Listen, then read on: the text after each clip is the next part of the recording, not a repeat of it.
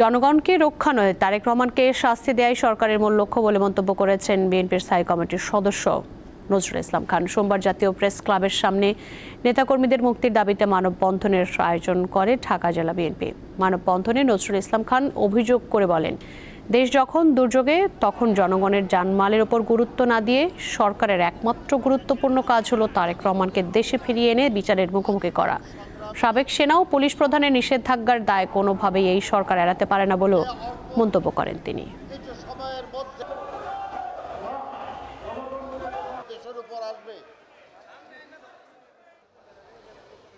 দেশ যখন দুর্যোগের মুখে তখন দেশের মানুষকে বাঁচানো প্রধান কাজ না।